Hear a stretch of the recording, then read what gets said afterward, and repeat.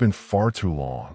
Too long we have wandered in search of ourselves, gathering the fragments of a history whispered, not written, a history passed through generations, not with ink and parchment, but with breath, with praise names, with song, with the rhythm of language dancing across tongues that stretch from the Congo to the Cape, from the Nile to the Niger.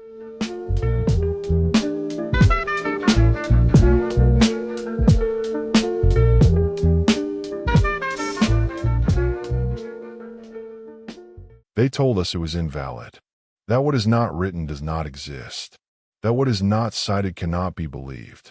They rejected the spoken word, the very heartbeat of our civilization, and in doing so, they rejected us.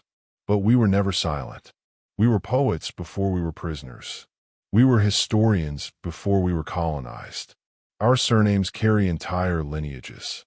Our languages are maps, pointing to where we began, where we parted, and how we remain connected.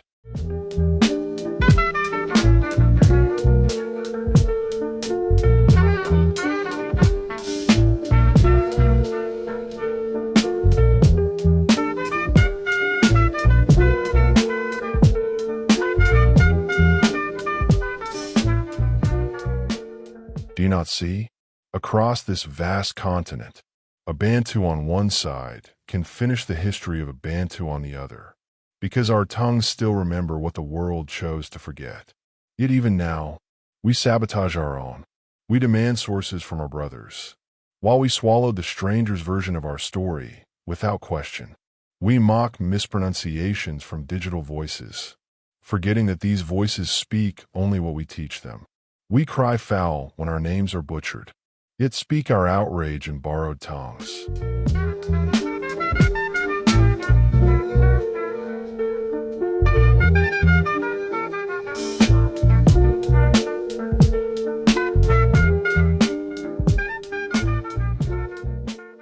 Is this what we become?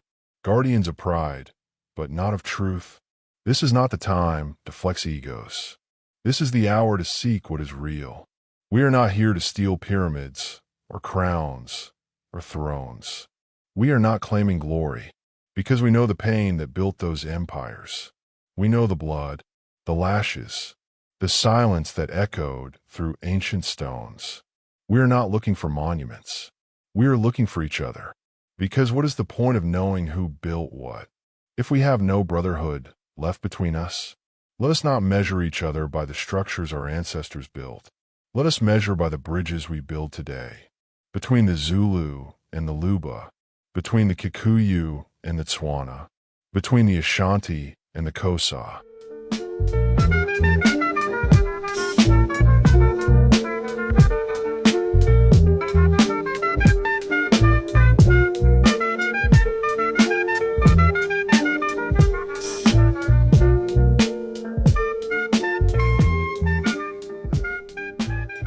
Yes, we use AI, but let us not forget, for centuries, we were the AI, programmed to echo someone else's story. We believed what we were fed. We carried truths that were never ours. But now, one of our own speaks, and we hesitate. Why? Let us stop. Let us listen, because there are still elders among us, still keepers of the sacred word, still storytellers who carry the fire in their lungs. And they will not let that fire die.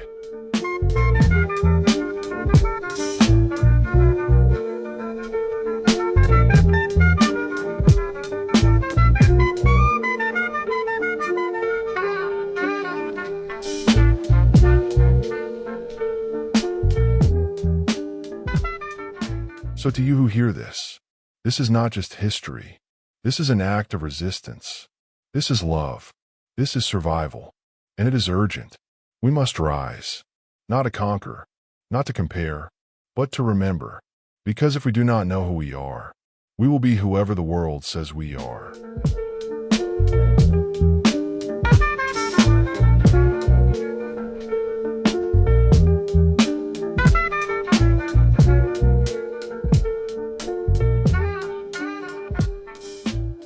Let us choose brotherhood. Let us believe in each other. Let us carry the truth forward, not to boast, but to build. For in unity, we will achieve far greater things than even our forefathers dreamed. Let history no longer be something we chase. Let it be something we become.